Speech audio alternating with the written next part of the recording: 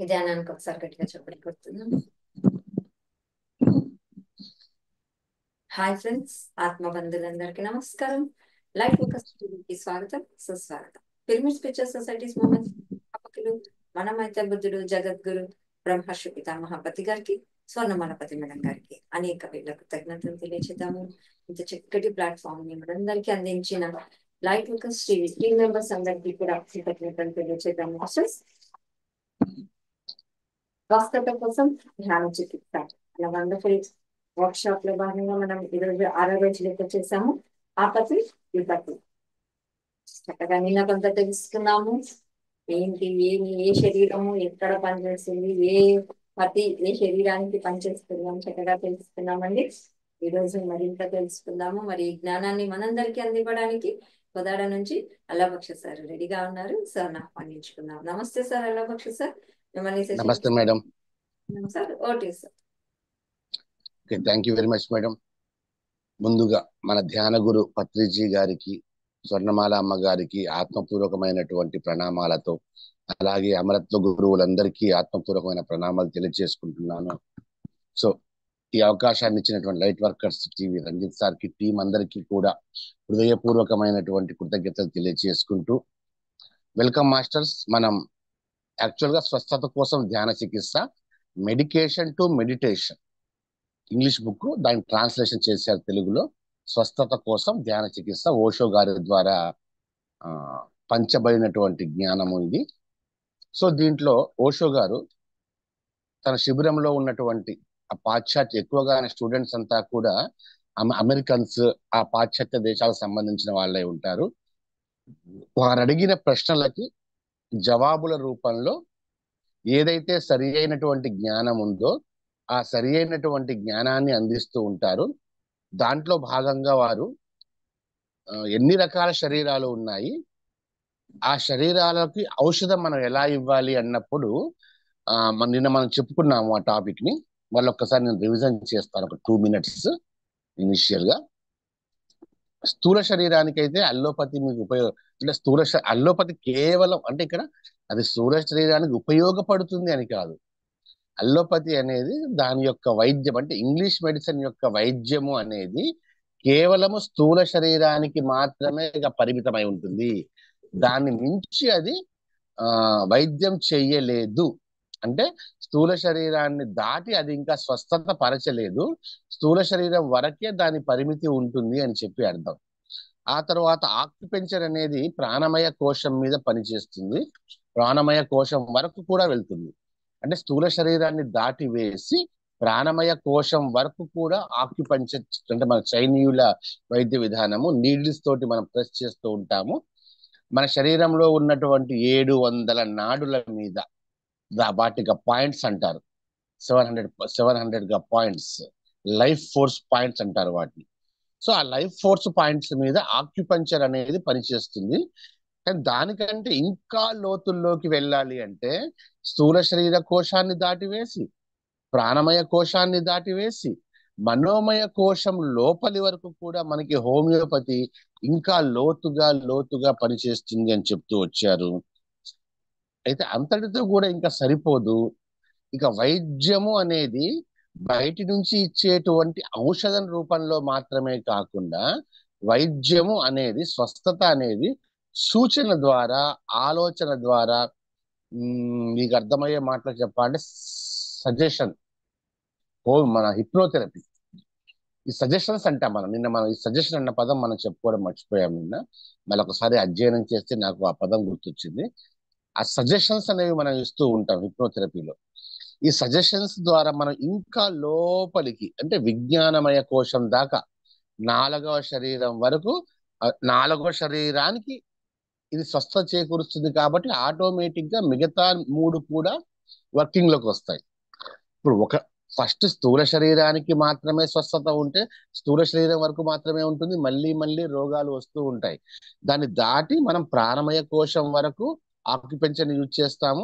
అప్పుడు ప్రాణమయ కోశం బాగుంటుంది, స్థూల శరీర కోశం బాగుంటుంది. ఇంకా మన హోమియోపతిలో ఏం చేస్తాము అంటే ఇంకా మనం మనోమయ కోశం వరకు వస్తాము.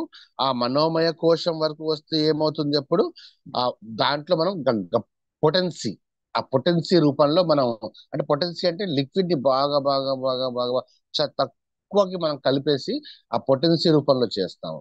సో ఆ పొటెన్సీ అనేది ఏం చేస్తుంది, మనోమయ శరీరానికి, ప్రాణమయ శరీరానికి, స్థూల శరీరానికి కూడా అది వర్కింగ్ లోకి వచ్చేస్తుంది. ఇంకా మనం బయటి నుంచి ఇచ్చే మెడిసిన్ ద్వారా కాకుండా ఒక సజెషన్ ద్వారా మనం ఇవ్వాలి అనుకున్నప్పుడు హిప్నోథెరపీ, హిప్నాటిజానికి మనం ఇంపార్టెన్స్ ఇస్తాము. ఆ హిప్నాటిజం అనేది మన విజ్ఞానమయ కోశంలోనికి వెళ్తుంది. అప్పుడు విజ్ఞానమయ కోశము పనిచేస్తుంది, అండ్ మనోమయ కోశము పనిచేస్తుంది, ప్రాణమయ కోశం మీద సరిగ్గా పనిచేస్తుంది, అండ్ స్థూల శరీర కోశం మీద కూడా సరిగ్గా పనిచేస్తుంది. కానీ ఈ నాలుగు అని కాదు, అసలు సిసలైంది ఆనందమయ కోశం మన లోపల ఉంటుంది. ఆ ఆనందమయ కోశానికి సరి అయినటువంటి వైద్య విధానం ఏదైనా ఉంది అంటే అది ధ్యానం ద్వారా అని చెప్తారు. ఎందుకంటే ధ్యానము హిప్నోథెరపీ ఇచ్చినట్టుగా సలహాలు కూడా ఇవ్వదు. మీ లోపల సలహాలు ఇచ్చాము అంటే బయట వ్యక్తికి ఒకళ్ళు ఉండాలి, బయట వ్యక్తి యొక్క సలహాలు ఇవ్వదు. సలహాలు బయట నుంచి మీకు ఇవ్వాలి. ప్లస్ ఆ సలహాని మీరు విన్నారు అంటే, ఆ సజెషన్స్ ని సైతం మీరు విన్నారు అంటే మీరు వేరే మనిషి మీద ఆధారపడినట్లే. అంటే మీ పూర్ణ చైతన్యాన్ని తెప్పించలేరు. అందుకని ప్లస్ దాని మీద ఎదుటి మనిషి యొక్క నీడ అనేది ఉంటుంది కాబట్టి మనకు దాన్ని పక్కన పెట్టేసి ధ్యానం ఎప్పుడైతే మనం ధ్యాన స్థితిలోకి వెళ్తామో ఆ ధ్యాన స్థితిలో ఆ పూర్ణ చైతన్యం వస్తుంది. ఏ ఎదుటి మనిషి నీడ, ఏ పక్క మనిషి నీడ, ఏ మెడిసిన్ తాలూకు నీడ, అంటే ఇక్కడ నీడ అంటే ఆ ఛాయ దాన్ని కమ్మేసేటువంటిది ఏమీ ఉండదు కాబట్టి. ఎందుకంటే సజెషన్ కూడా ఒక స్థూల వస్తువులాగే చూస్తాడు ఓషో ఇక్కడ. సో ధ్యానము అసలు బయటి వారితో సంబంధం ఉండదు, నీ లోపల నుంచి ఉబికి వస్తుంది కాబట్టి నీ సంపూర్ణ చైతన్యం సంపూర్ణంగానే ఉంటుంది. అది ఏ విధంగా కూడా మలినం కాజాలదు కాబట్టి ఆయన ధ్యానానికి ప్రిఫర్ చేస్తారు. అది ఆనందమయ కోశం మీద పనిచేస్తుంది అని చెప్తారు. అందుకని ధ్యానం మీ ఒక దాన్ని పట్టుకొని ఉండాల్సినటువంటి అవసరం, అంటే ఒక ఇంగ్లీష్ మెడిసిన్ ని పట్టుకొని ఉండాల్సిన అవసరం ఉండదు, ఒక ఆ చైనీస్ ఆక్యుపంచర్ లో ఆ సూదుల్ని పట్టుకొని ఉండాల్సిన అవసరం ఉండదు, హోమియోపతి పొటెన్సీస్ ని పట్టుకొని ఉండాల్సిన అవసరం ఉండదు, హిప్నోథెరపీలో ఉన్న సజెషన్స్ ని పట్టుకొని ఉండాల్సిన అవసరం ఉండదు. నీ లోపల నుంచి వికసిస్తుంది, నీ పూర్ణ చైతన్యంలోంచి వికసిస్తుంది కాబట్టి నిన్ను సంపూర్ణ స్వస్థతలు చేస్తుంది అని చెప్పి ఓషో సార్ దాని గురించి ఎక్స్ప్లెయిన్ చేస్తారు. అయితే ఇంకా కొన్ని వాళ్ళు డౌట్స్ అడుగుతూ ఉంటారు. ఈ సెషన్ లో ఏంటంటేనండి, ఇంకా ఇంకా వివరించి సార్ ఇంకా వివరించి చెప్పండి అని చెప్పి ఓషో శిష్యులు అడుగుతూ ఉంటారు. యాక్చువల్ గా ఇందాక చెప్పిన సెషన్ మొత్తం కూడా the alpha and the omega volume 10 chapter 7 నుంచి తీసుకుని ఈ పుస్తకంలో వాటన్నిటిని కలిపి, ఇప్పుడు మీకు తెలుసు ఓషో బుక్స్ రాయరు, ఆయన స్పీచెసే బుక్స్ లాగా ఉంటాయి. సో ఒకానొక సందర్భంలో శిష్యులు అడిగినటువంటి ప్రశ్నకి జవాబిచ్చే క్రమంలో అవన్నీ కూడా సంకలనం చేయబడతాయి, రైట్? సో నెక్స్ట్ ఇంకా ప్రశ్న ఏమి ఇస్తారంటే, ఆక్యుపెంచర్ గురించి వాళ్ళకి ఎందుకు ఆసక్తి బాగా ఉంటుంది. సో సార్ ఆక్యుపెంచర్ గురించి ఇంకా చెప్తారా అంటారు. సో ఈ సెషన్ లో ఆక్యుపెంచర్ గురించి అండ్ హిప్నోథెరపీ గురించి ఇంకా డీపర్ గా మనం తెలుసుకుంటాం. ఆక్యుపెంచర్ గురించి, హిప్నోథెరపీ గురించి. మీకు సరదా ఉంటే ఆక్యుపెంచర్ ప్రాక్టీస్ మీరు చేయొచ్చండి. మేము చేసాము ఆక్యుపెంచర్ ప్రాక్టీస్. అంటే అప్పుడు రామ్తా మాస్టర్స్ కొంతమంది నేర్చుకున్నారు, చాలా మంది నేర్చుకున్నారు, కొంతమంది కాదు. రామ్తా మాస్టర్స్ లో ఆక్యుపెంచరిస్టులు ఉన్నారు. ఎందుకంటే ఆక్యుపెంచర్ పూర్తిగా మన ఈ తూర్పు దేశాలది, ఈస్టర్న్ కంట్రీస్ అంటాం మనం, వెస్ట్ ఈస్ట్. ప్రాచ్యాత్య దేశము అంటే వెస్టర్న్ కంట్రీ, ఈ ప్రాచ్య దేశము అంటే ఈస్టర్న్ కంట్రీస్, లేదా పశ్చిమ దేశాలు తూర్పు దేశాలుగా మనం చెప్పుకుందాం ఇంకా ఈజీగా అర్థం కావడానికి. సో ఈ ఆక్యుపెంచర్ అనేది పూర్తిగా తూర్పు దేశాలది. మీకు ఇంకా వివరంగా చెప్పాలి అంటే నేను రీసెంట్ గానే అసలు ఆక్యుపెంచర్ ఎలా అనేది తెలుసుకున్నాను. ఇప్పుడు మీరు సెవెంత్ సెన్స్ అనే సినిమా మీరు చూసుంటారు కదా, దాంట్లో స్టార్టింగ్ అంటే ఈ సూర్య హీరోగా, సూర్య ఇక్కడ నుంచి వేరే మన ఆ చైనా అటు ఆ దేశంలోనికి వెళ్ళి అక్కడ తన మార్షల్ ఆర్ట్స్ మొత్తం నేర్పించడము, సెల్ఫ్ గా డిఫెన్స్ విద్య, అంటే ఒక పాత్రను తాను పోషిస్తాడు స్టార్టింగ్ లో. ఆ క్యారెక్టర్ ఏం చేస్తుంది అంటే నాకు గుర్తు రావట్లేదు క్యారెక్టర్ పేరు. ఆ క్యారెక్టర్ మన భారతదేశం నుంచి ఆ చైనా దేశానికి వెళ్ళి అక్కడ వాళ్ళకి సెల్ఫ్ డిఫెన్స్ అంటే ఈ కరాటే లాంటి విద్యని కానీ కుంఫు లాంటి అంటే ఆత్మరక్షణ విద్యని అక్కడ నేర్పిస్తూ ఉంటాడు. రైట్. అలాగే మన దేశం నుంచి కూడా ఒక ప్రఖ్యాత యోగి ఆ తను తను మహావతార్ బాబాజీకి కూడా ఈ క్రియాయోగాన్ని సిద్ధయోగాన్ని నేర్పించినటువంటి వ్యక్తి పేరు ఓకే నేను చెప్తాను ఈ లోపల. సో అలాంటి గొప్ప ఒక ఆయుర్వేద వైద్యుడు ఒక సిద్ధ వైద్యుడు చెప్పాలంటే తమిళనాడుకు చెందినటువంటి భుజంగ ఇలా ఉంటుంది పేరు. తను మహావతార్ బాబాజీకి నేర్పిస్తారండి సిద్ధ వైద్యాన్ని. ఆ సిద్ధ వైద్యంతోనే ఆ క్రియాయోగాన్ని మిళితం చేసి బాబాజీ గారు తన శరీరాన్ని నిత్య యవ్వనంగా ఉంచుకోగలుగుతున్నారు. రైట్. సో ఆ యోగి ఇక్కడి నుంచి చైనాకి వెళ్ళిన తర్వాత ఈ చైనాలో ఉన్న వాళ్ళకి సిద్ధ మూలికల్ని ఆయన పరిచయం చేయడం కోసం ఆయన చూస్తాడు. అంటే ఆయుర్వేదాన్ని, భారతదేశపు ఆయుర్వేద రహస్యాలని అటుగా చైనాలో ఉన్న వాళ్ళకి ట్రీట్మెంట్ కోసం అక్కడ యూస్ చేయాలని చెప్పి చూస్తే ఎందుకు ఆ చైనీస్ కి అది ఆయుర్వేదం వంట పట్టదు. ఆయుర్వేదం వంట పట్టదు. ఆయుర్వేదం వంట పట్టనప్పుడు ఇండైరెక్ట్ గా ఆయన ద్వారానే ఆక్యుపెంచర్ విద్య అనేది కూడా వాళ్ళు నేర్చుకుంటారు. అయితే అప్పట్లో సూదులు వాడకపోయేది. మొక్కల యొక్క ముళ్ళులు ఉంటాయి కదా, రోజా పువ్వు కింద ముళ్ళులు ఉంటాయి. ఈ మొక్కల యొక్క ముళ్ళతోటి ఎక్కడెక్కడైతే ప్రాణనాడుల్లో జీవశక్తి ప్రవహిస్తూ ఉంటుందో ఆ జీవశక్తి ప్రవహించే స్థానాల్లో ఆయన ఏం చేసేవారంటే ఆ ముళ్ళుని గుచ్చేవారు. అక్కడ ఆ ముళ్ళు గుచ్చేవారు. అంటే అక్కడ బ్లాకేజ్ ఏర్పడ్డది. సో ప్రాణశక్తి బ్లాకేజ్ ఆ ప్రాంతంలో జనరల్ గా ఆక్యుపెంచర్ ట్రీట్మెంట్ మొత్తం కూడా చేతి వేళ్ల మీద లేకుంటే మన కాళ్ళ మీదే ఉంటుంది.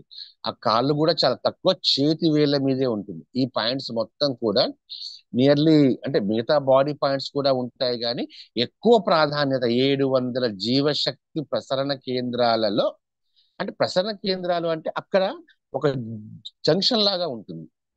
ఆ జంక్షన్ లాగా ఉంటుంది చూడండి. ఇలా ఇలా రెండు నాడ్లు పోతున్నప్పుడు ఒక జంక్షన్ లాగా ఉన్నప్పుడు ఈ సెంటర్ పాయింట్ ఉంటుంది కదా, ఆ జంక్షన్ సెంటర్ పాయింట్. ఆ సెంటర్ పాయింట్ దగ్గర ఒక్కొక్కసారి ప్రాణశక్తి ప్రవాహం సరిగ్గా లేనప్పుడు ఏం జరుగుతుంది అంటే అక్కడ వాళ్ళు అప్పుడు ఆ ముళ్ళుతో గుచ్చేవారు.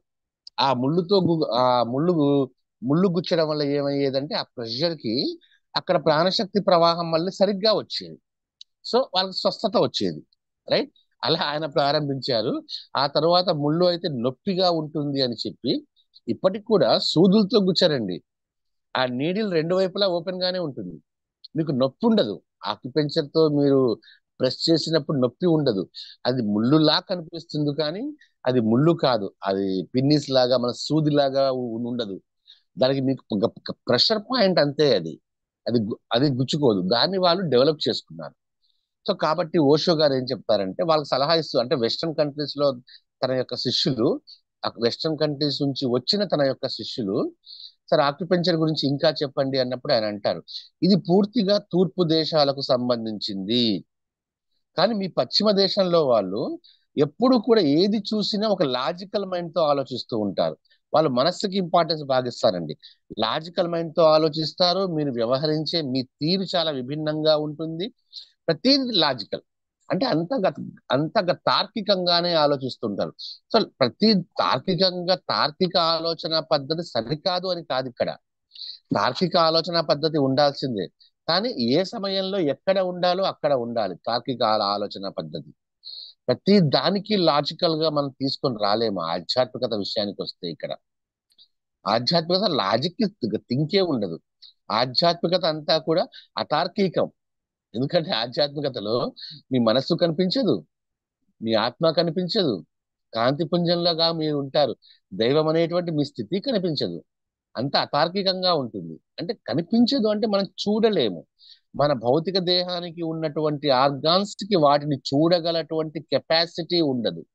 అతీంద్రియ దృష్టి ద్వారానే చూడగలం. అతీంద్రియ దృష్టి అంటే లాజికల్ మైండ్ అక్కడ వాళ్ళు ఒప్పుకోరు వెస్ట్రన్ కంట్రీస్ వాళ్ళు. రైట్. సో వాళ్ళంతా విశ్లేషణాత్మకంగా దాన్ని అన్ని కట్ చేసి చూసి అన్ని చేయాలి అనేటువంటిది అక్కడి నుంచి వస్తుంది. కానీ ఇక్కడ ఓషో భలే చెప్తాను.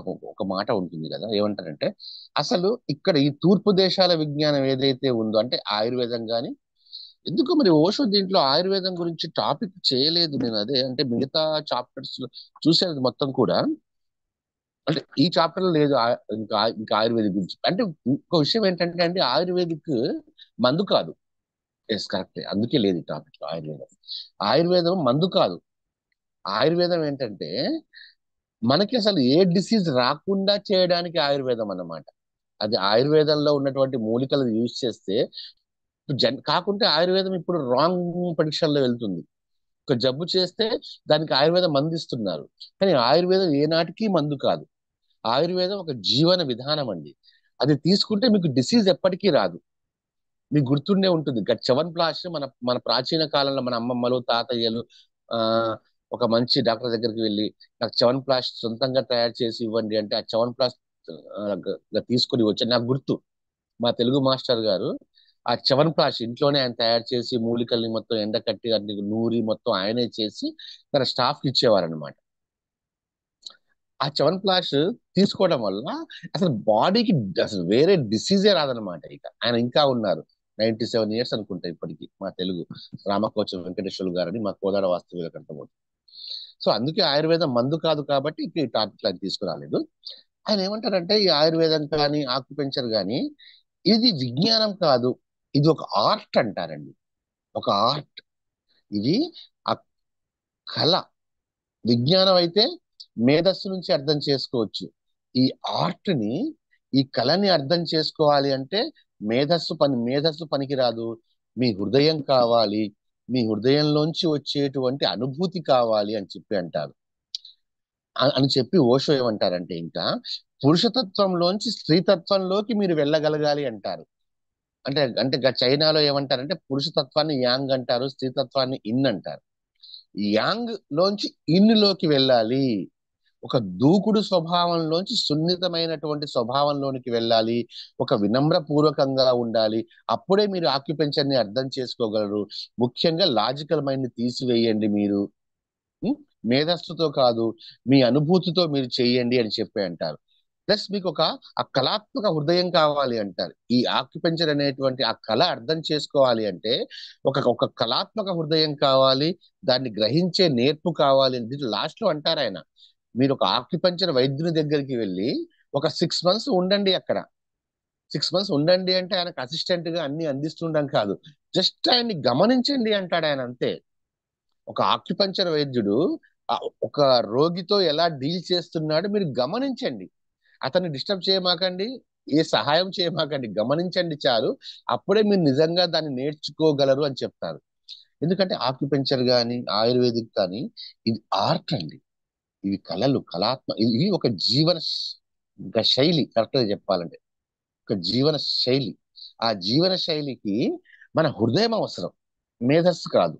అల్లోపతికి మేధస్సు అవసరమేమో, కానీ వీటికి ఆక్యుపెంచర్ కి ఆయుర్వేదానికి మీ హృదయం అవసరం అన్నమాట. సో దాన్ని పట్టుకునేటువంటి చాకచక్యం కూడా ఉండాలి. స్కిల్, నైపుణ్యం కూడా ఉండాలి. మీకు ఒక అల్లోపతి డాక్టర్ కి నైపుణ్యం అవసరం లేదు. అక్కడ అక్కడ ఆల్రెడీ ఒక రాసి ఉంటాయి. నీకు ఫీవర్ వచ్చిందా ఈ టాబ్లెట్స్ వేసుకో, నీకు కోల్డ్ వచ్చిందా ఈ టాబ్లెట్స్ వేసుకో. అక్కడ హృదయంతో పని లేదు, నైపుణ్యంతో పని లేదు, ఓర్పుతో పని లేదు, దేంతో పని లేదు. అక్కడ అక్కడ మొత్తం అక్కడ డాక్టర్ కి ఏం కావాలి?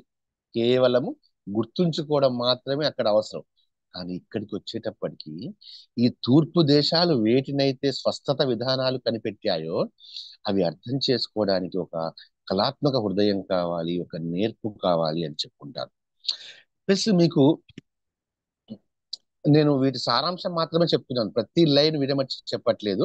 ఈ టోటల్ చాప్టర్ యొక్క సారాంశాన్ని ప్లస్ నేను సేకరించినటువంటి నాకు తెలుసు ఈ చాప్టర్ గురించి, నేను ప్రత్యక్షంగా చేసి ఉన్నాను కాబట్టి నాకు తెలుసు కాబట్టి అవన్నీ రంగరించి మీకు అర్థమయ్యేలా నేను చెప్తున్నాను. రైట్. సో వెస్టర్న్ ట్రీట్మెంట్ ఎలా ఉంటుంది అంటే ఈ పాశ్చాత్య మానసానికి అంటే పశ్చిమ దేశాల వాళ్ళ బ్రెయిన్ కి ప్రతిదీ ఇక తెలుసుకోవాలి తెలుసుకోవాలి తెలుసుకోవాలి, దాన్ని శోధించాలి దీన్ని శోధించాలి, ఆ పరిశోధన చేయాలి అనేటువంటి ఆ తపన ఎక్కువగా ఉంటుంది. తెలుసుకోవాలని తపన ఉంటే మన తూర్పు దేశాల వారికి ఏంటంటే ఆ గ్రహించాలి, అవగాహన చేసుకోవాలి అనేటువంటి తపన బాగా ఉంటుంది. వాళ్ళు అక్కడ అర్థం చేసుకోవడానికి ఇక మనస్సుని వాడతారు, మనం అర్థం చేసుకోవడానికి హృదయాన్ని వాడతాం. డిఫరెన్స్ గమనించండి.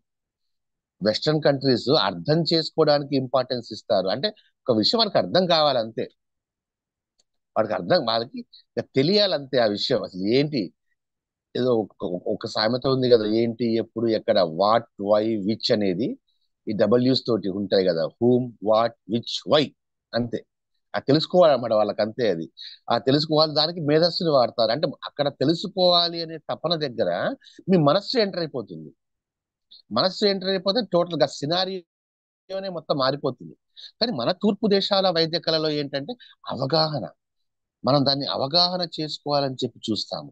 ఎక్కడైతే అవగాహన చేసుకోవాలని చెప్పి చూస్తామో అవగాహనలో మీకు మనస్సు ఉండదు, మీ హృదయం ఉంటుందండి. మీ ఆత్మ ఎంటర్ అయిపోతుంది.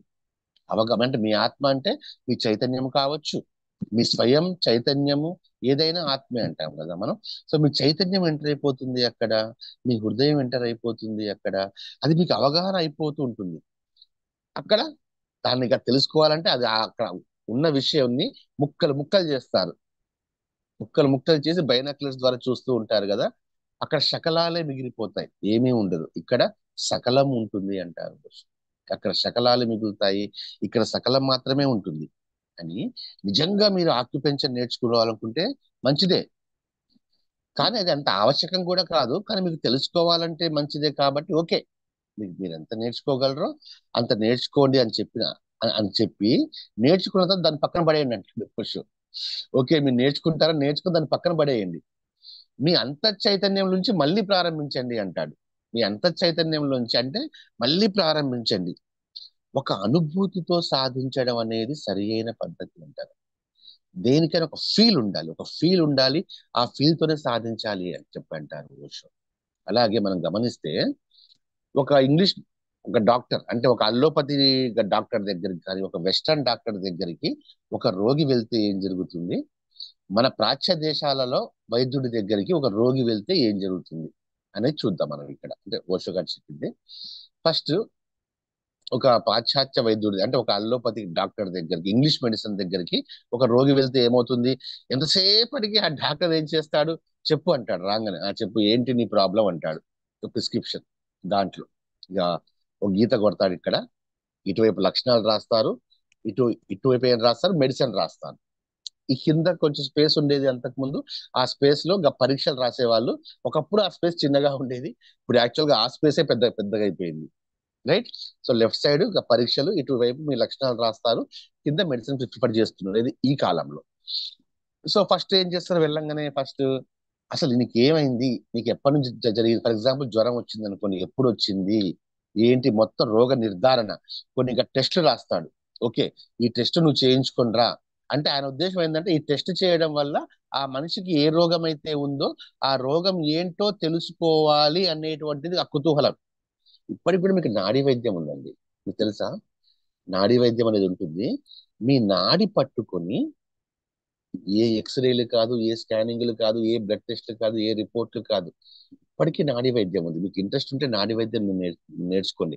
నాడి పట్టుకొని మీ శరీరంలో ఎక్కడెక్కడ రుగ్మత, అనారోగ్యం అనే పదం నేను వాడిను కదా, రుగ్మత, సరే రుగ్మతని వాడదాం, సాఫిస్టికేటెడ్ గా ఉంటుంది. ఎక్కడైతే రుగ్మత ఉంటుందో అతను చెప్పేయగలడు.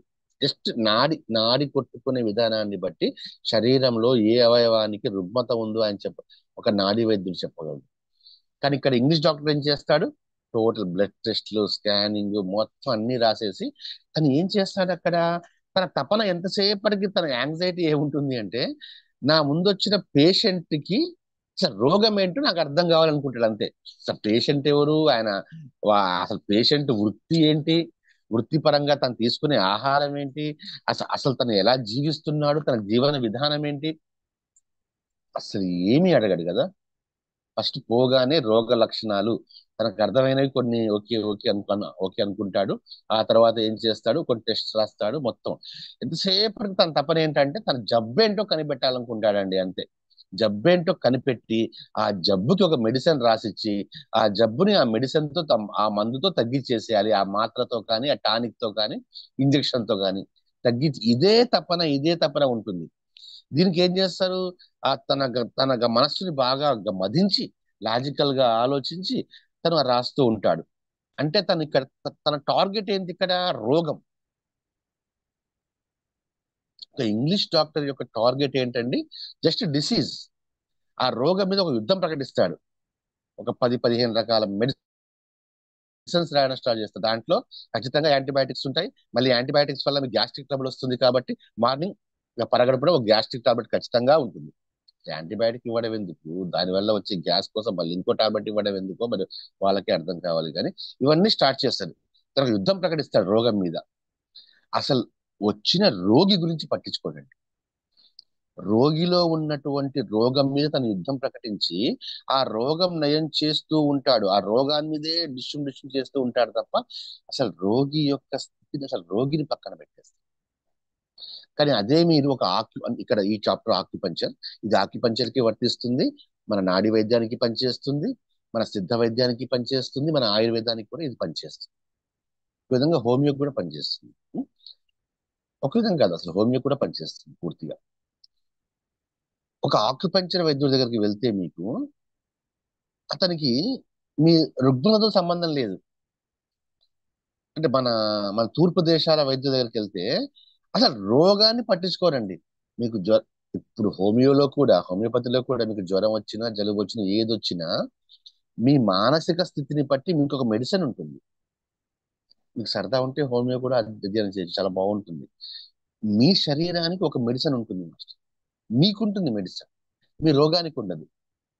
దాంతో మీకు అల్సర్ వచ్చినా, మీకు క్యాన్సర్ వచ్చినా ఆ మెడిసిన్ వాడితే చాలు, అది క్యూర్ అయిపోతుంది. ఎందుకంటే రోగం ముఖ్యం కాదు, రోగి ముఖ్యం. అక్కడ రోగికి ట్రీట్మెంట్ ఇస్తుంది హోమియో. కాకపోతే ఇప్పుడు కూడా హోమియోలో కూడా ఫాస్టెస్ట్ హోమియోపతి అని చెప్పి ఏంటేంటో 2-3 మెడిసిన్స్ కలిపిస్తున్నారు. అసలు హోమియోలో ఎప్పుడు 2-3 మెడిసిన్స్ కలపకూడదు, కలిపి ఇవ్వకూడదు. ఆ కాన్స్టిట్యూషనల్ హోమియోపతి అని చెప్పి 2-3 మెడిసిన్స్ కలిపి ఇచ్చి అది కూడా ఇంగ్లీష్ మెడిసిన్ లాగానే ట్రీట్ చేసే దుస్థితి వచ్చింది. కానీ నిజమైన హోమియోపతిక్ వైద్యుడు ఒక పేషెంట్ తో 3 గంటలు కనీసం మాట్లాడాలి, ఒక బుక్ పెట్టాలి ఒక పేషెంట్ కోసం. అలా మీరు ప్రాచ్య వైద్యుడి దగ్గరికి వస్తే తనకి రుగ్మతతో పని లేదు వైద్యుడికి, అతనికి రోగి ముఖ్యం. ఎందుకంటే ఆ రోగి నుంచే కదా రుగ్మత అనేది సృష్టించాడు. ఒక రోగి రుగ్మతను సృష్టించాడు కాబట్టి నువ్వు రుగ్మతని చూస్తావా, నువ్వు రోగిని చూస్తావా? రోగిని చూడాలి, అతను కారణం కదా. రోగం ఏంటి? ఒక లక్షణం. ఇక్కడ మీకు వచ్చే ఏ రుగ్మత కానీ ఏ రోగమైనా సరే అది ఒక లక్షణం అంతే. లక్షణానికి వైద్యం చేస్తుంది ఇంగ్లీష్ మెడిసిన్. ఇక్కడ రోగానికి లక్షణానికి కాకుండా రోగికి వైద్యం చేయడం వస్తుంది. ఒక మెడిసిన్ ఇస్తారు, రోగ లక్షణం తగ్గుతుంది, కానీ ఆ రోగ లక్షణము ఇంకో దగ్గర వస్తుంది, మళ్ళీ దాన్ని తగ్గించేస్తారు. మళ్ళీ ఇంకో దగ్గర ఇంకా ప్రకోపంగా వస్తుంది. చూడండి, ఒక దగ్గర ఒక రోగ లక్షణం బయటకు వచ్చింది అంటే రోగికి ట్రీట్మెంట్ చేయకుండా రోగానికి ట్రీట్మెంట్ చేస్తే అది అణిచివేయబడి వేరే దగ్గర ఇంకా ఫోర్స్ గా లేస్తుంది. దీన్ని కూడా తగ్గిస్తే వేరే కాడ ఇంకా ఫోర్స్ గా లేస్తుంది. అంత ఫోర్స్ గా లేస్తుంది. ఒక 3-4 టైమ్స్ ఆ ఫోర్స్నెస్ ఎక్కువైతే అదే క్యాన్సర్. క్యాన్సర్ ని ఎవరో సృష్టించలేదు. క్యాన్సర్ ని సృష్టించింది అల్లోపతి వైద్యులు. క్యాన్సర్ ని సృష్టించింది ఇంగ్లీష్ మెడిసిన్ సృష్టించింది. క్యాన్సర్ ఏనాడు ఇంగ్లీష్ వైద్యం లేనంత కాలం క్యాన్సర్ అనే జబ్బే లేదు భారతదేశంలో. అసలు క్యాన్సరే లేదు. భారతదేశం కానీ చైనా కానీ, భారతదేశము, చైనా, నేపాల్, టిబెట్, పాకిస్తాన్, బంగ్లాదేశ్, ఆఫ్ఘనిస్తాన్, ఇవన్నీ తూర్పు దేశాలుగా చెప్పుకుంటాం మనం. అండ్ చైనా, వీటిలో లేకుండే క్యాన్సర్ అల్లోపతి వచ్చిన తర్వాత సృష్టించబడ్డది. అది పగబడుతుందండి రోగం అనేది. మీరు రోగానికి మాత్రమే ట్రీట్మెంట్ ఇస్తే అది పగబట్టి రోగం మళ్ళీ మళ్ళీ మళ్ళీ మళ్ళీ ఏదో ఒక రూపంలో వస్తూనే ఉంటుంది. నేను చెప్పాను ఒకసారి మీకు, చైనాలో ప్రతి ఇంటికి ఫ్యామిలీ డాక్టర్ ఉంటాడు. అతను ప్రతి మంత్ శాలరీ ఇస్తారు.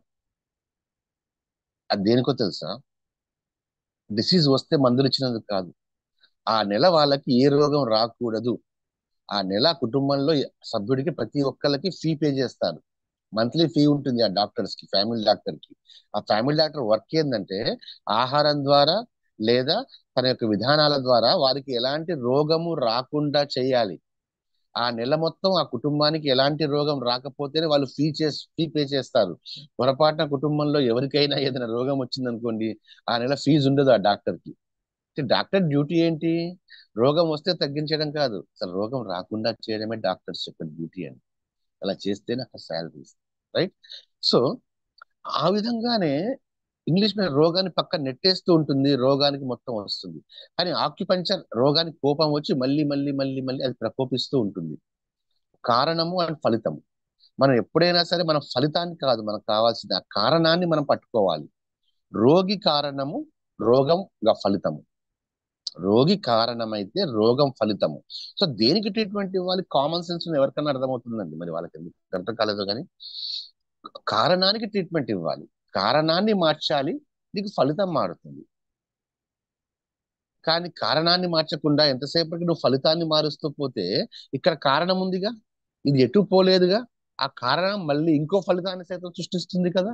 కారణం ఒక్కటే, అది ఎన్నో ఫలితాలను సృష్టిస్తూ ఉంటుంది. నువ్వు ఎన్ని ఫలితాలకని ట్రీట్మెంట్ చేసుకుంటూ వెళ్తావు?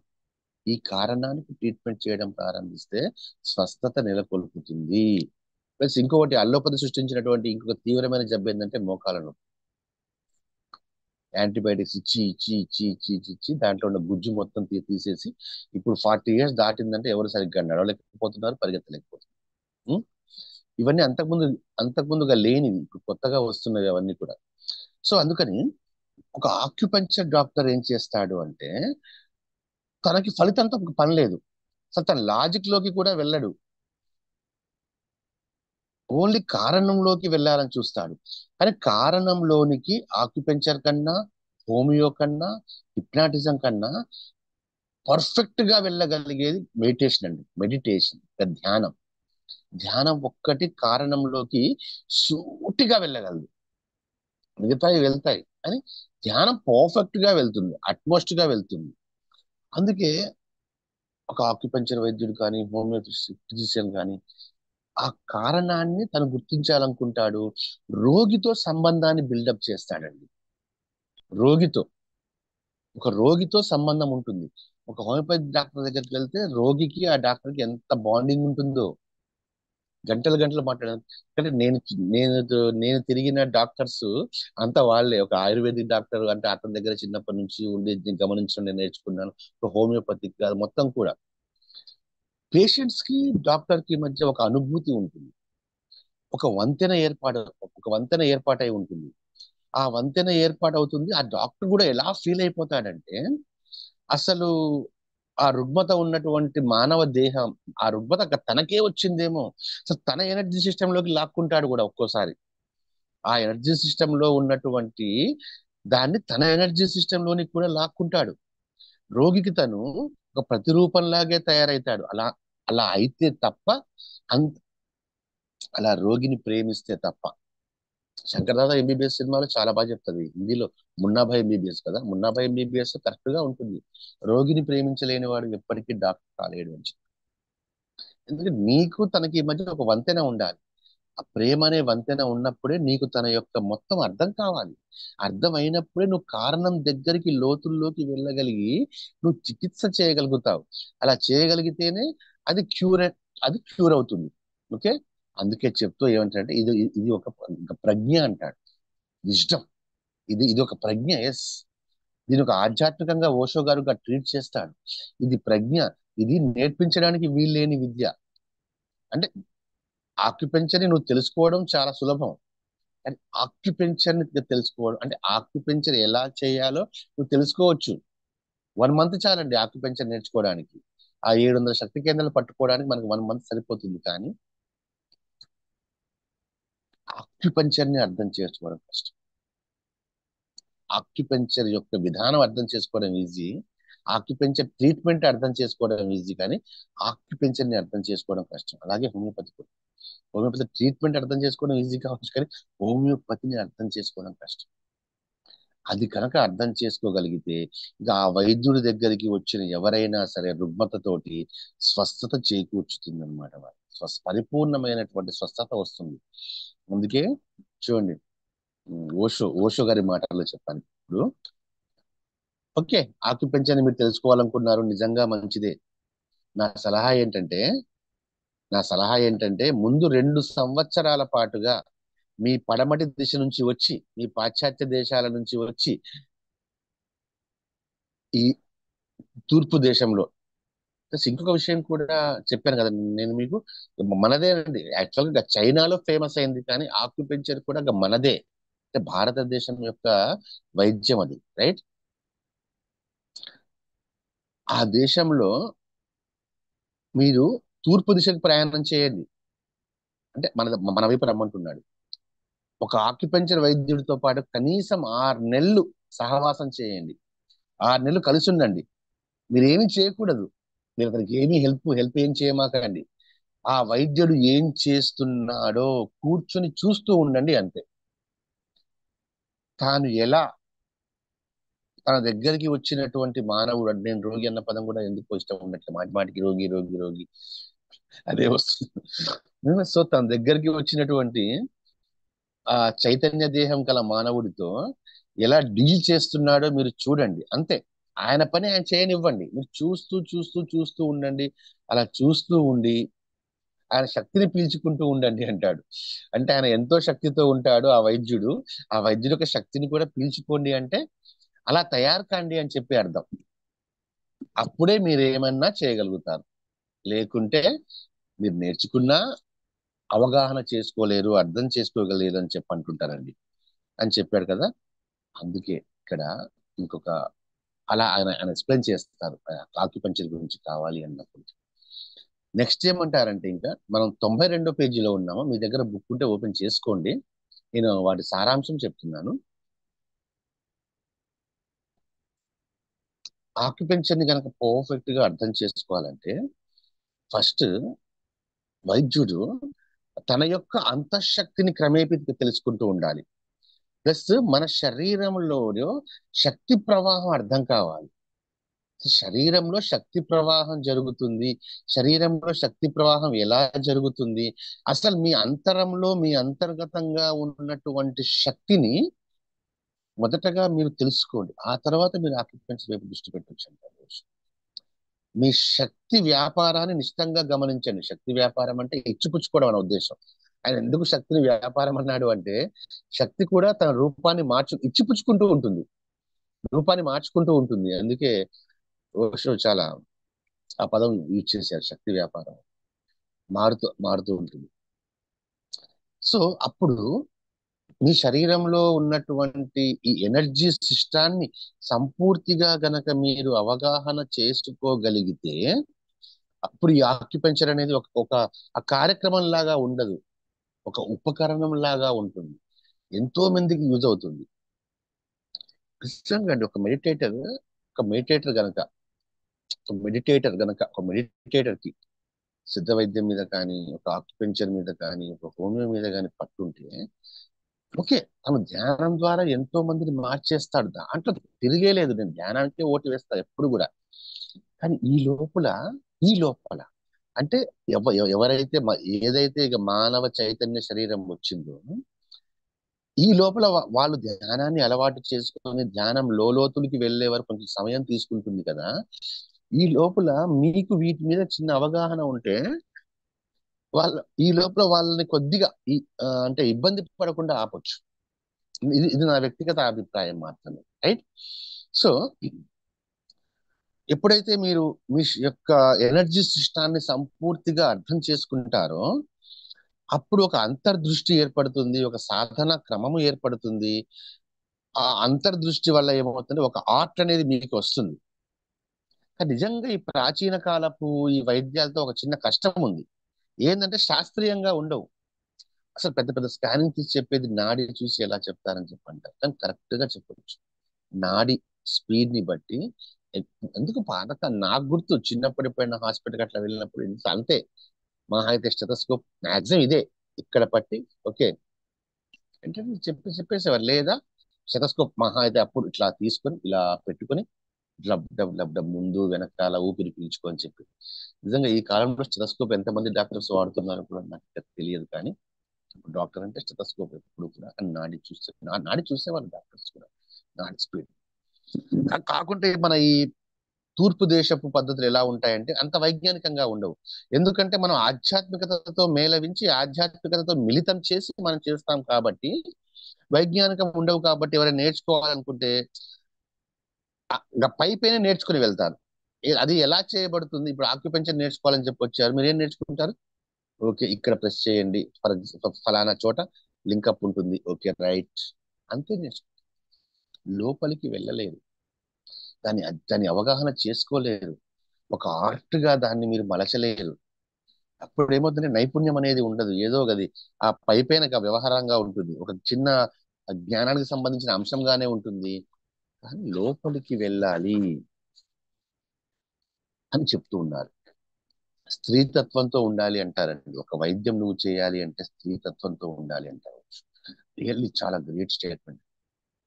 చాలా గ్రేట్. ఎక్కువగా స్త్రీతత్వం కలిగి ఉంటేనే ఒక వైద్యం నువ్వు చేయగలవు. ఎందుకంటే స్త్రీతత్వం ఎప్పుడు కూడా ఎలా ఉంటుంది అంటే ఫీల్ మీద ఆధారపడి ఉంటుంది. పురుషతత్వం ఎక్కువగా మేధస్సు లేదా మనస్సు అంటే అంటే ఎక్కువ ఆధారపడ్డం. ఒక లాజికల్ థింకింగ్ లో ఉంటే స్త్రీతత్వం అనేది అనుభూతి ప్రధానంగా ఉంటుంది. స్త్రీతత్వం ఎప్పుడు కూడా అంత ప్రబోధకరంగా ఉంటుంది. ఇన్నర్ వాయిస్ వింటూ ఉంటారు ఎక్కువగా. ఎందుకంటే బై బర్త్ వాళ్ళు ఫోర్త్ సీల్ లో ఉంటారు. అంతా చెప్తారు కదా ఆ విషయం గురించి. బై బర్త్ ఉమెన్ ఎప్పుడు కూడా ఫోర్త్ సీల్ లో ఉంటారు. ఫోర్త్ సీల్ అంటే మన అనాహత చక్రం. వాళ్ళు బై బర్తే అనాహతం. కాకుంటే పురుషులు ఏం చేశారంటే వాళ్ళు కిందికి గుంజి గుంజి గుంజి గుంజి మూలాధారం కంటే కింద పడేశారు. జనరల్ గా జనరల్ గా ఏంటంటే స్త్రీ అనాహతంలో ఉండి కింద మూలాధారంలో ఉన్న పురుషుని పైకి రావాలి అని చెప్పి ఆ చేయి ఇచ్చి పైకి పైకి తీసుకోవాలి అని చెప్పి ఇక చూస్తుంటే పాపం పురుషులు ఏం చేశారు, తననే కిందికి లాగేశారు. ఈత రాని వాడికి ఈత రాని వాడు కొట్టుకుపోతుంటే ఈత వచ్చిన వాడు రక్షించాలని చూస్తే చాలా సార్లు ఏం జరుగుతుంది, వాడు వీడి కాళ్ళు పట్టేసుకొని వీడిని ముంచేస్తుంటాడు. అలా జరిగింది అక్కడ. ఇక్కడ అలా జరిగింది. కానీ ఒక వైద్యం చేయాలి అంటే స్వస్థత చేకూర్చాలి అంటే స్త్రీతత్వంతో ఉండాలి. అంత ప్రబోధకంగా ఉంటుంది స్త్రీతత్వం అనేది. ఇన్నర్ వాయిస్ ని వింటూ ఉంటుంది. ఎందుకంటే వాళ్ళు స్వతహాగా దాంతోనే జన్మ తీసుకుంటారు కాబట్టి. అది అతార్కికంగా ఉంటుంది. లాజిక్స్ ఎక్కువ ఉండవు. దానివల్ల కొంచెం ఇబ్బంది అనుకోండి. కానీ స్వస్థత కోసం మాత్రం ఖచ్చితంగా అలాంటి భావన శైలే ఉండాలి. అందుకే ఒక స్త్రీమూర్తి ఒక ఆక్యుపంచర్ చేసిన ఒక ఏ స్వస్థత వైద్యం చేసినా కూడా ఒక స్వప్న స్థితిలో లీనమై ఉన్నట్లు ఉంటుంది. ఒక పరవశించి ఉన్నట్లు ఉంటుంది. తాదాత్మ్యం చెందినట్లు ఉంటుంది. అంతే, ఒక తాదాత్మికంగా ఉంటుంది. తాదాత్మ్యం చెందినట్టుగా ఉంటుంది. చిన్న వయసులో మనం ఒకవేళ మనం చిన్నగా ఉన్నప్పుడు మనకి వైద్యం జరిగి ఉంటే చాలా వరకు మనకు గుర్తుండే వాళ్ళు ఎవరైనా ఉంటే ఫిమేల్ డాక్టర్స్ గుర్తుంటూ ఉంటారు. ఎందుకంటే ఆ ప్రేమతత్వంతో దాంతో మనకు వైద్యం చేసిన వాళ్ళే ఉంటారు. రైట్. ఈవెన్ వాళ్ళు అల్లోపతి వైద్యం చేసినా కూడా ప్రేమని మిళితం చేసి వాళ్ళు చేస్తున్న వాళ్ళే ఉంటారు.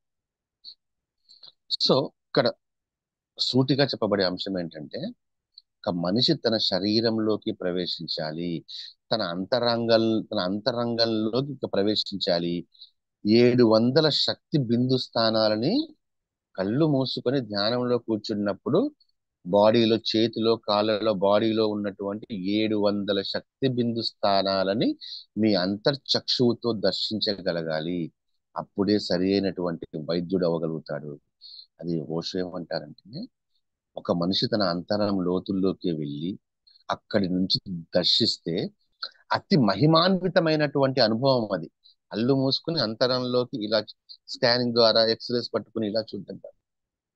అంతరంగంలోకి దర్శిస్తే తన శరీరం మొత్తంలో ఉన్నటువంటి ఆ 700 శక్తి బిందు స్థానాన్ని దర్శిస్తే అది మహిమాన్వితమైనటువంటి అనుభవం. తన శరీరంలో తాను చూసుకున్నవాడు ఎదుటి వ్యక్తి శరీరంలో కూడా చూడగలడు. సరి అయినటువంటి వైద్యాన్ని అక్కడ అందించగలడు. చూడండి, ఆ మనిషికి ఎవరు ఆ వైద్యుడికి లేదా ఆ మనిషికి లేదా ఆ మనిషికి అని చెప్తున్నారు. ఆ మనిషికి ఆ తననే ఆవరించి ఉంటున్న ఆ 700 ఆక్యుపంచర్ సూక్ష్మ శక్తి స్థానాలు కనిపిస్తాయి. ఇందాక మనం కళ్ళు మూసుకుంటే చూడగలిగితే తనని ఆవరించి ఉంటాయి శక్తి స్థానాలు. ఇక్కడ మీకు అర్థం కావాలి ఒక విషయం. ఏంది ఇక్కడ ఆవరించి ఉన్నట్టుగా కనిపిస్తాయని చెప్పంటున్నాడు అంటే, ఓకే, మన ఎనర్జీ సిస్టమ్ లో లోపల ఎక్కడైతే క్రాసింగ్స్ ఉన్నాయో అక్కడ ఉన్నప్పుడు ఈ క్రాసింగ్ కంటే కొద్దిగా ఇంకా పైన అంటే ఒక ఒక లేయర్ లాగా ఉండి లేయర్ లోంచి మనం చేస్తాం. ఒక రాత్రి అది ఎలా ఉంటుందంట అంటే ఒక రాత్రి ఆకాశం నిండా నక్షత్రాలు అలా అలా అలా అలా అలా అలా అలా నల్లటి ఆకాశంలో నక్షత్రాలు అలా అలా అలా ఆ పొదిగి ఉన్నట్లు మీకు దర్శనమిస్తే అలా పొదిగి ఉన్నట్లు మీ శరీరంలో శక్తి బిందు స్థానాలు మీకు దర్శనం ఇచ్చాయి అంటే మీరు ఆక్యుపెంచర్ వైద్యం చేయడానికి సంసిద్ధులై ఉన్నారు అని. అలా కాని పక్షంలో దాని జోలికి వెళ్ళవద్దు అంటున్నారు. అప్పుడు మీరు రోగి సరే ఆ మానవ దేహాన్ని తన వైద్యం కోసం వచ్చినటువంటి మానవ దేహాన్ని ముట్టుకుంటే చాలు. నేను ఇంతకన్నా కదా నాడి పట్టుకుంటే సమస్త రోగాలు చెప్పగలను చెప్పి. ఆ వైద్యం కోసం వచ్చినటువంటి మానవ చైతన్య దేహాన్ని, ఆ మనిషిని, ఆ మానవుని ముట్టుకుంటే చాలు అతని శరీరంలో అతని శరీరంలో అతని శరీరం శక్తి స్థానాలలో ఎక్కడ శక్తి ఉంది, ఎక్కడ శక్తి క్షీణిస్తూ ఉంది, ఎక్కడ శక్తి కదులుతోంది, ఎక్కడ శక్తి కదలడం లేదు, ఎక్కడ ఎనర్జీ చల్లగా ఉంది. శక్తి అంటే ఎప్పుడు వేడిగా ఉంటుందని కాదండి. ఎనర్జీ దానికి చల్లదనం ఉంటుంది, వేడితనం కూడా ఉంటుంది. ఎక్కడ వేడిగా ఉంది ఎనర్జీ, ఎక్కడ చల్లగా ఉంది, ఎక్కడ ఎనర్జీ సజీవంగా ఉంది, ఎక్కడ ఎనర్జీ నిర్జీవంగా ఉంది. ఇన్ని పాయింట్స్ ఉంటాయి. దేహాన్ని మనం ముట్టుకున్నప్పుడు ఇన్ని మనకి అర్థమవుతాయి కూడా. నిజంగా ఎప్పుడు అర్థమవుతాయి? నీకు నువ్వు అర్థం కావాలి. నీ అంతరంగంలోనికి నువ్వు వెళ్ళి నీ ధ్యాన స్థితిలో కూర్చున్నప్పుడు నీ శక్తి స్థానాలు ఎక్కడెక్కడ ఉన్నాయో ఆకాశంలో నక్షత్రాలు పొదగబడినట్లుగా అలా గనక నీకు ఆ ఛాయాచిత్రం అలా నీకు కనబడితే చాలు. ఒక మానవ దేహం నువ్వు ముట్టుకున్నావంటే ఎక్కడ శక్తి ఉంది, ఎక్కడ శక్తి ఆ గమనంలో ఉంది, ఎక్కడ శక్తి ఆగిపోయి ఉంది, ఎక్కడ సజీవంగా ఉంది, ఎక్కడ నిర్జీవంగా ఉంది, ఎక్కడ చల్లగా ఉంది, ఎక్కడ వేడిగా వెళ్తుంది, ఇవన్నీ మీకు అర్థమైపోతాయి. అందుకే అందుకే ఎంతెంతగా మీరు గ్రహించగలరు ఈ విషయాలన్నీ కూడా. కొన్ని స్థానాలు స్తబ్దంగా ఉంటాయి. మీ స్పర్శకు మీరు పట్టుకుంటే మీకు అర్థమవుతుంది మీ స్పర్శ. అందుకే ఎంతెంతగా మిమ్మల్ని మీరు గ్రహించగలుగుతారో అంతంతగానే ఆక్యుపెంచర్ ని మీరు గ్రహించగలరు. ఇది దాదాపుగా అన్నిటికీ వర్తిస్తుంది, రైట్? సో ఎంతెంతగా మిమ్మల్ని మీరు గ్రహించగలుగుతారో అంతంతగా మీరు ఈ సనాతన వైద్య పద్ధతుల్ని, సనాతన అనే పదం వాడతాం. ఈ సనాతనం అంటే అది ఎప్పటికీ నశించనిది, ఎప్పుడు సజీవంగా ఉండేది, ఎప్పుడు నిత్య నూతనంగా ఉండేది, రైట్? సో ఈ సనాతన వైద్య పద్ధతులు మీకు అంతంతగా మీరు గ్రహించగలుగుతారు. మీరు వైద్య పద్ధతి రెండు కలుసుకున్నప్పుడు మాత్రమే మహా వెలుగు ఉంటుంది. మీ నుంచి పద్ధతి వేరైనప్పుడు అది సరైనది కాదు. అక్కడ ఏమీ ఉండదు.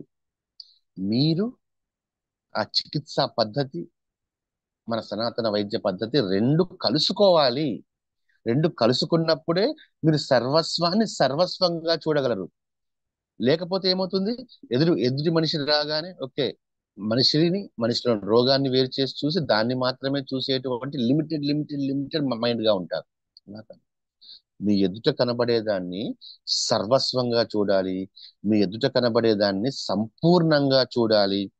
అప్పుడే మీ యొక్క శరీరం గురించి మాత్రమే కాదు, మీ కళ్ళ ముందు ఏ మానవ దేహం, ఏ మానవ చైతన్య దేహం వచ్చినా కూడా ఒక నవ్య దృక్పథం మీకు అర్థమవుతుంది. ఒక విధంగా చెప్పాలి అంటే మీ మూడో కన్ను తెరుచుకుంటుంది అంటారు ఇక్కడ. అంటే మూడో కన్ను తెరుచుకుంటుంది అంటే దాని అర్థం ఏంటంటే అంతర్దృష్టి వచ్చేస్తుంది మీకు. చూస్తే లోపల ఏముందో మొత్తం కనబడుతుంది. ఏ ఎక్స్రేలు, ఏ స్కానింగ్లు అవసరం లేదు. పట్టుకుంటే చాలు, చూస్తే చాలు. అలా అంటే మీ గురించి మీకు తెలియాలి. ఇక్కడ ఓషో మనకి చెప్పాలి అనుకుంటున్న సూట్ అయినటువంటి విషయం ఏంటంటే ఒక్కటేనండి. ద షాడో ఆఫ్ ద నుంచి చెప్పారు ఈ విషయం. ఆయన ఒక్కటే అని చెప్పాలనుకుంది, మిమ్మల్ని మీరు అర్థం చేసుకోండి, మిమ్మల్ని మీరు గ్రహించగలుగుకోండి, మిమ్మల్ని మీరు గ్రహించండి సంపూర్ణంగా. అప్పుడే మీరు సరి అయినటువంటి చికిత్స చేయగలరు. టోటల్ గా ఆయన ఇచ్చినటువంటి అన్ని చూసుకుంటే మనం చెప్పేది. అందుకనే మీతో మీరు ఉండండి అని చెప్తున్నారు, మీతోనే మీరు మొదలు పెట్టండి అని చెప్తున్నారు, ఒక సంపూర్తి హృదయంతో చేయాలి చికిత్స అని చెప్తున్నారు. మీరు ఉండకూడదు, మీరు అదృశ్యమైపోవాలి, మీ చేతన మాత్రమే ఉండాలి అక్కడ, రైట్? మీ చేతన ఒక రోబోట్ కూడా ఆక్యుపంచర్ గా చేయొచ్చు. ఇప్పుడు మొత్తం ఏఐ కాలం కదా, ఒక రోబోట్ కూడా ఆక్యుపంచర్ చేయడం నేర్పించవచ్చు. కానీ తను అది తగ్గించలేడు, ఆ రుగ్మతను తగ్గించలేడు. ఎందుకంటే అక్కడ ఒక హృదయం కావాలి. ఒక హృదయం ద్వారా చేయాలి వైద్యం. ఆ హృదయం ద్వారా వైద్యం చేయాలి. అది సిద్ధించాలి అక్కడ. అది సిద్ధించాలి. అప్పుడే అది హృదయపూర్వకంగా, అది ఆనందంగా ఉంటుంది, రైట్ అని చెప్తూ చూడండి. ఇంకో మాట, ఇది ఓషో యొక్క వర్డ్స్ లో నుంచి చెప్తాను నేను. పేజ్ నెంబర్ 94 లో ఉంటుంది. మీతోనే మీరు ఉండడం మొదలు పెట్టండి. మీతోనే మీరు ఎంత ఎక్కువసేపు మీతో మీరు అందుకే చూడండి, మన సనాతన వైద్యులు ఎక్కువ కూడా ఏకాంతంగా ఉంటారు, ధ్యాన స్థితి. ఖచ్చితంగా ఖచ్చితంగా మన సనాతన ఆయుర్వేద వైద్యులు ధ్యానులే. అందరు ధ్యానులే అయి ఉంటారు. ధ్యానులు అయి ఉంటేనే వాళ్ళు చేయగలరు, రైట్. మీతోనే మీరు ఉండడం మొదలు పెట్టండి. మీ చాకచక్యాన్ని మీరే గ్రహించాలి. ఎందుకంటే ఆక్యుపెంచర్ ఒక చాకచక్యం. ఏదో నియమం ఉంది, ఆ నియమం ప్రకారంగా వెళ్ళాలి, రూల్స్ పాటించాలి, ఏమీ అవసరం లేదు. ఇక్కడ ఏ నియమాలు లేవు. ఇక్కడ ఏ నియమాలు లేవు. కేవలం మీ అంతర్దృక్కులు మాత్రమే ఉన్నాయి. కాబట్టి మీ స్వాధ్యాయాన్ని చేయండి. ప్రారంభంలో కొంచెం అనుచితంగా ఉండొచ్చేమో, కానీ ఆందోళన ఉండొచ్చేమో, కానీ నెమ్మది నెమ్మదిగా మీరు వెళ్తుంటే ఒక ద్వారం కనిపిస్తుంది. ఆ ద్వారాన్ని గుర్తించడం ప్రారంభించారంటే ఆ ద్వారం మీదవుతుంది అని చెప్తున్నారు. అంటే ఆ విద్యని మీరు అర్థం చేసుకున్నారు అంటే ఆ సమస్త విద్య మీదవుతుంది. చూడండి, ఎవరి శరీరాన్నైనా మీరు స్పర్శిస్తూ ఉంటే, ఏ శరీరంలో అయినా ఒకవేళ మీరు సూదులు గుచ్చుతూ ఉంటే, మీరు ఆ పని ఒకానొక దేవుడి మీద చేస్తున్నారు అని గుర్తుపెట్టు. ఏదో పేషెంట్ వచ్చాడు. దాంట్లో కూడా అంతే. మున్నాభాయ్ సినిమాలో అతను ఏమంటారు, ఆబ్జెక్ట్ అంటారు. అక్కడ అతను ఓపెన్ చేస్తాడు కదా, ఆబ్జెక్ట్ ఏంటి, సబ్జెక్ట్ ఏంటి, తను ఒక మనిషిరా బాబు అంటాడు. ఎంతసేపు ఒక ఆబ్జెక్ట్ అంటే ఆబ్జెక్ట్ ఒక వస్తువా? కానీ నిజంగా ఒక ఆబ్జెక్ట్ లాగే చూడడం జరుగుతుంది పాశ్చాత్య వైద్య విధానంలో. కానీ మీరు గుర్తుపెట్టుకోవాల్సింది, అది ఎవరి శరీరమైనా మీ దగ్గరకు వచ్చిన మీరు స్పర్శిస్తూ ఉంటే, వైద్యం కోసం మీ దగ్గరకు వచ్చారు అంటే స్పర్శిస్తూ ఉంటే, వారికి మీరు వైద్యం చేస్తూ ఉంటే, ఒక దేవుడి మీద ఆ పని మీరు చేస్తున్నారని గుర్తుపెట్టుకోండి. ఆ వచ్చిన వ్యక్తి పట్ల ఎంతో గౌరవం ఉంచండి. తొందరపడి చేయడం కాదు. మీ జ్ఞానంతో, దాన్ని ఏమంటారు, మీ రిమెంబర్నెస్, మీ జ్ఞాపక శక్తితో అది చేయొద్దు. ఒక ప్రేమతో చేయండి. ప్రేమతో తను చేయండి. ఫస్ట్ అసలు మీ దగ్గరకు వచ్చిన మనిషిని మీరుగా తెలుసుకోండి. ప్లస్ మీరు ఎంత తెలుసుకున్నా కూడా మీరు తెలుసుకుంటుంది తక్కువే అన్న ఎరుకతో ఉండండి. ఇది ఇంపార్టెంట్. ఓకే, 1 అవర్ తనతో మాట్లాడగానే, మేము హోమియోలో 3 అవర్స్ కనీసం మాట్లాడతాం ఒక మనిషితో. ఎంత మాట్లాడినా తక్కువే. తక్కువే అన్నటువంటి ధ్యాసతో ఉండాలి. ఇంకా ఇంకా ఎంతో ఉంది ఆ మానవుడు గురించి మనం తెలుసుకోవాల్సింది అని చెప్పిన భావన ఉండాలి. సో మీరు ముట్టుకుంటున్న ప్రతి దేహం కూడా ఒక దైవానిది అన్నటువంటిది ఉంచండి. సో ఎందుకంటే మానవుడే ఒక రహస్యం. శాశ్వతంగా ఆ మానవుడు రహస్యంగానే ఉంటాడు. రహస్య జీవిది ఈ స్వరూపం. దాన్ని కొద్ది కొద్దిగా మీరు తెలుసుకుంటూ ఉంటుంటే దాన్ని మరింతగా స్వస్థపరచవచ్చు అని తను ఆక్యుపెంచర్ గురించి అడిగినటువంటి ప్రశ్నకి ఇంత సమాధానం చెప్పారనమాట. సో మనం ఏం చేసామంటే, ఇది ఆక్యుపెంచర్ కి మాత్రమే కాకుండా ఇటు ఆయుర్వేదానికి, ఇటు హోమియోకి అన్ని కలుపుకుంటూ మనం చెప్పుకుంటూ వచ్చాం. అంటే తను చెప్పిన దాన్ని మనం ఇంకా విడమర్చి ఇంకొద్దిగా ఎక్స్పాండేషన్ లో నాకు అర్థమైనటువంటి నా ప్రజ్ఞతో నుంచి నేను చెప్పుకుంటూ వచ్చాను, రైట్. ఆ తర్వాత ఇంకా సమయం ఎంత ఉందండి? 6:24. Okay, good. సో ధ్యానంగా పరిమితమయ్యే యోగ నిద్ర గురించిగా చెప్తారా, చికిత్సకు ధ్యానానికి మధ్య అడ్డుగీత కలిగిపోతుంది అంటే, ఇక్కడ హిప్నాటిజం గురించి వస్తుంది. నెక్స్ట్ చాప్టర్ ఏంటంటే హిప్నాటిజం గురించి ఆయన చెప్తారు అనమాట. Hypnotherapy, hypnotism. యాక్చువల్గా హిప్నోథెరపీ కూడా ఇది మనదే, తూర్పు దేశాలదే. యోగ నిద్ర అంటాం దాన్ని. దాన్ని మనం ఏమంటాం, యోగ నిద్ర అంటాం.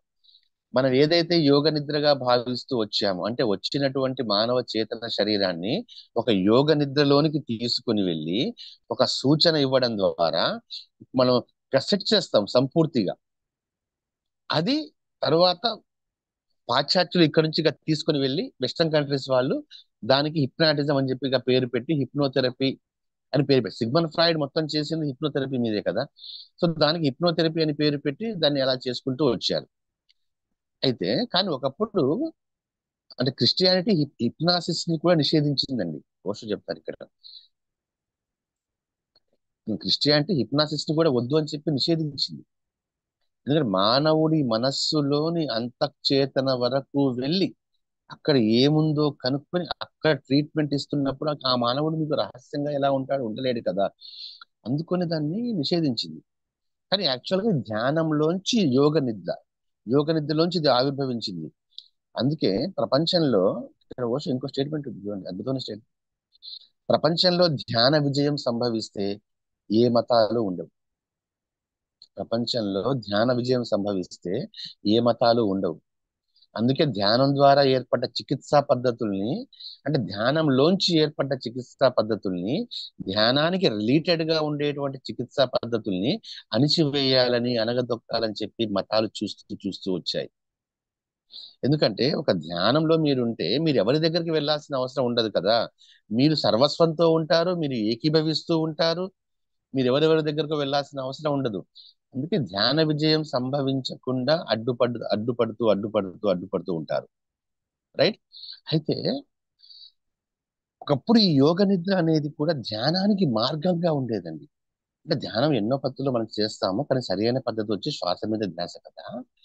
అయితే ఈ యోగ నిద్ర అంటే హిప్నాసిస్ ద్వారా కూడా ఒక వ్యక్తితో ధ్యానం చేయించడానికి, అంటే ఆ వ్యక్తికి ధ్యానం తెలియదు, మీ దగ్గర చికిత్స కోసం వచ్చాడు. అప్పుడు ఏం చేసేవారంటే ఆనాటి వైద్యులు, ఇది మన తూర్పు దేశాల వైద్యులు, అతను యోగ నిద్రలోనికి తీసుకుని వెళ్ళి యోగ నిద్రలోంచి ధ్యానంలోకి తీసుకుని వెళ్ళేవారు. ఇప్పుడు మనం ధ్యానంతో వెళ్తున్నాం మనం యోగ నిద్రలోకి. కానీ యాక్చువల్ గా ఏం చేసేవారంటే యోగ నిద్రలోంచి ధ్యానానికి తీసుకుని వెళ్ళేవారు. ఒక మనిషి ఎప్పుడైతే తన ధ్యాన ప్రపంచంలోనికి ఒక్కసారి ప్రవేశించాడా, తన అంత ప్రపంచంలోనికి ఒక్కసారి ప్రవేశించాడా, అతనికి ఎంతో స్పష్టత వస్తుంది, ఎంతో శక్తి వస్తుంది, అసలు ఎంతో జీవంలోకి వచ్చినట్టుగా ఉంటుంది. తన అతను స్వర్గంలో ఉంటున్నట్టుగా ఉంటుంది. ఏది ఒక మనిషి తన ధ్యాన ప్రపంచంలోనికి ప్రవేశిస్తే, ఎరుకతో ప్రవేశిస్తే, కళ్ళు మూసుకొని నిద్రపోవడం కాదు, ఎరుకతో ప్రవేశించి ధ్యానం చేస్తున్నప్పుడు నేను ఎప్పుడు చెప్తాను ఈ విషయం, గుండు పిన్ను కింద పడ్డా ఆ చప్పుడు మీకు వినబడాలి. చప్పుడు వినబడలేదు అంటే నాయన నువ్వు నిద్రపోతున్నావు హాయిగా, దానికంటే నువ్వు పడుకొని నిద్రపోవచ్చు. కూర్చోవడం వల్ల ఇంకా వెన్నెముక మీద వెయిట్. ఓకే. ఎరుకతో ధ్యానం చేయాలి. ఆ ఎరుకతో ధ్యానం చేసినప్పుడే నీ ధ్యాన ప్రపంచం లోపలికి నువ్వు అడుగు పెడతావు. ఒకసారి ధ్యాన ప్రపంచం లోపలికి కనుక మీరు అడుగు పెడితే ఒక స్పష్టత వస్తుంది, శక్తి వస్తుంది, ఎంతో జీవం ఉంటుంది. ఒక స్వర్గంలో ఉంటున్నటువంటి దేవుడి అవసరం కూడా మీకు లేదు అన్నట్లుగా ఉంటుంది. ఏ పూజారి అవసరం లేదు, ఏ దేవుడు అవసరం లేడు. ఆ మనిషి ఒక ప్రార్థనలాగా తయారవుతాడు. ఆ మనిషే ఒక దైవత్వంతో, సర్వస్వంతో, కృతజ్ఞతాభావంతో ఉంటాడు. సో కాబట్టి ఫైనల్ గా ధ్యానము అనేది పర్ఫెక్ట్ ఈ వైద్య చికిత్సకి. ధ్యానం, అందుకే ధ్యానం సర్వ రోగ నివారిణి అని చెప్పి మన గురువు గారు చెప్తూ ఉంటారు కదా. ఎందుకంటే మిగతావన్నీ కూడా మీకు ఏవి చేయలేవు. దీంట్లో మీకు యోగ నిద్ర గురించి, హిప్నాసిస్ గురించి ఉంటుంది. ఆ తర్వాత 2 days సరిపోలేదు, కానీ నాకు సమయం లేదు. రైట్. దీన్ని నేను కంక్లూడ్ చేస్తానండి. Okay right. కంక్లూడ్ చేస్తాను. సో కాబట్టి స్వీయ యోగ నిద్రతో ధ్యానమే సేవించాలి. ధ్యానమే సర్వోత్తమమైనటువంటి ఉపయోగము. ఈ ధ్యానం మీకు దీర్ఘాయువును అందిస్తుంది, ప్రేమను అందిస్తుంది, ధైర్యాన్ని అందిస్తుంది, స్నేహాన్ని అందిస్తుంది. మీరేమి చేయాలో దాన్ని అందించే సహాయం చేస్తుంది. మీ లోపల ఏదైనా భయాలు ఉంటే భయాల్ని మొత్తాన్ని బహిష్కరింపచేస్తుంది. మీలో మృత్యు భయం ఉన్నా సరే దాన్ని వెలివేస్తుంది. మిమ్మల్ని ఏకాంతానికి సిద్ధం చేస్తుంది. ఒకానొక నిశ్శబ్దాన్ని నింపుతుంది, ఒకానొక శాంతిని నింపుతుంది. అంతఃప్రాకంగా 24 గంటలు సాగే ధ్యానం మీకు ఇవన్నీ సంభవం చేస్తుంది. అంటే ఆ స్థితి మీ లోపల మీరు తొంగి చూసేటువంటి స్థితి, అంటే మీ లోపల మీరు ఏంటి అనేది మీ టోటల్ సిస్టమ్ ఎప్పుడైతే మీ ధ్యాన ప్రపంచం మీకు అర్థమైతే మీరు 24 గంటలు ఇంటూ 24x7 ఇంటూ 365 ఇంటూ మీరు ఉన్నంత కాలం వరకు మీకు ప్రతిదీ సంభవం చేస్తుంది. ధ్యానంతో ఆ స్థితిలో మనం ఒక్కసారి స్థితిని సంపాదించుకుంటే ఆ స్థితిలో ఇవన్నీ మనకు వస్తాయి. So right, thank you very much masters. Good. మీరు దీన్ని మళ్ళీ ఒకసారి మీరు బాగా దీన్ని అధ్యయనం చేయండి. చాప్టర్ బాగుంది, సెకండ్ చాప్టర్ ఇది. ఈ పుస్తకాన్ని కూడా ఇంగ్లీష్ వర్షన్ ని బాగా చూడండి. మెడికేషన్ టు మెడిటేషన్ ఉంటుంది, 347 పేజెస్ తో ఉంది. గుడ్. ఓకే మ్యామ్, నాకు ఈ అవకాశాన్ని ఇచ్చినటువంటి లైట్ వర్కర్ ఛానల్ వారికి, ముఖ్యంగా రంజిత్ సార్కి, టీం అందరికీ కూడా మరొకసారి కృతజ్ఞత తెలియజేసుకుంటున్నాను. Thank you. Oh to you ma'am. Yes, thank you sir. Thank you very much. చాలా వండర్ఫుల్ గా తెలియజేశారు. మరి చాలా మందికి ఎన్నో సందేహాలు ఉంటాయి, ఎన్నో రకాల వైద్యాలు ఉన్నాయి కదా అని చెప్పేసి ఈరోజు మీరు తీసుకున్న ఈ క్లాస్ లో ఎంతో చక్కగా మరి ప్రతి ఒక్కటి ఆ, అది హోమియోపతి కావచ్చు, మరి ఆకుపంచర్ కావచ్చు, ప్రతి ఒక్కటి ఏ విధంగా మరి ప్రభావితం చేస్తుంది శరీరాన్ని, మరి ధ్యానం ఎంత చక్కగా కారణంలోకి వెళ్ళి ఏ విధంగా నయం చేయగలుగుతుంది అనేది చాలా వండర్ఫుల్ గా తెలియజేశారు. అలాగే మరి హిప్నాటిజం గురించి కూడా మరి చక్కగా అద్భుతంగా తెలియజేశారు సార్. ప్రతి ఒక్కటి మరి వివరంగా తెలియజేస్తూ అద్భుతమైన జ్ఞానాన్ని ఈరోజు మా అందరికీ పంచారు. Thank you sir. Thank you very much. Ranjith sir, over to you sir. Thank you so much sir. Wonderful session. So ఈ సెషన్ తో అసలు ఆక్యుపెంచర్ ఏంటి, హలోపతి ఏంటి, అసలు ధ్యానం అంటే ఏంటి, ధ్యానం చేస్తే అసలు ఆ డీప్ స్టేట్ అంటే ధ్యానంలో ఏమేం జరుగుతాయి అనేవి కూడా చాలా బాగా చెప్పారు సార్ ఈ 2 days కూడా. Thank you so much sir. అద్భుతం. Thank you very much. Allabakshu sir ఏది చెప్పినా అద్భుతంగానే ఉంటుంది. అంతా గురువు గారి ఆశీర్వాదం అండి. అది ఓషో సబ్జెక్ట్ అయినా, రామ్తా సబ్జెక్ట్ అయినా, ఇంకేదైనా. So happy sir. Thank you so much. Thank you sir. అద్భుతమైన జ్ఞానాన్ని మరి మా అందరికి అందించినందుకు, మరి ఓషో గారి వాణి మరి మీ ద్వారా మేము వినగలిగినందుకు థ్యాంక్ యూ వెరీ మచ్. మరి మాస్టర్స్, అద్భుతమైన వర్క్ షాప్ మరి మనం చేసుకుంటున్నాము. మరి ఇంతే అద్భుతంగా ప్రతిరోజు మనం పాల్గొని మరింత అద్భుతంగా మరి స్వస్థత కోసం ధ్యాన చికిత్స మరి చక్కగా మనం ఫాలో అవుదామండి. మరి ఈ జ్ఞానాన్ని మరింత మనతో షేర్ చేసుకోవడానికి light workers YouTube channel subscribe చేసుకుందాము.